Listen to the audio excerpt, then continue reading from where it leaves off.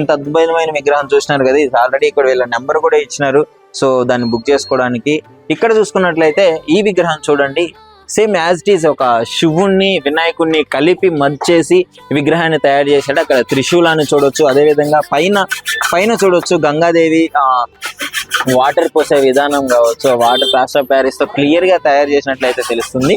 ఇంకా కిందకి వచ్చినట్లయితే శివుడి మొత్తాన్ని ఒక రుద్రాక్షలతో అలంకరించి అదేవిధంగా పులి చర్మంతో ఆయనకి దుస్తులు తొడగడం అయితే జరిగింది. సో ఎంత అద్భుతంగా చేసినారో చూడండి. అదేవిధంగా పక్కన శంఖం కావచ్చు, త్రిశూలం కావచ్చు, మొత్తము క్లియర్ గా చేసినారు. ఇంకా పైకి వస్తే ఇంకా మూడో కన్ను కూడా క్లియర్ గా చేసినారు, మూడో కన్ను పెట్టినాడు, తొండం కావచ్చు, అదంతా ఒక అద్భుతమైన రీతిలో అయితే అలంకరించడం జరిగింది. కిందకు వస్తే కింద శివుణ్ణి పెట్టడం జరిగింది, శివలింగాన్ని అయితే పెట్టడం జరిగింది. శివలింగాన్ని కూడా అలంకరించి కన్నప్ప ఎలా అయితే పూలతో అలంకరిస్తాడో ఆ విధంగా అలంకరించడం జరిగింది. సో అదే విధంగా ఇక్కడ మూషికాన్ని వినాయకుడి వాహనాన్ని అయితే ఉంచడం జరిగింది.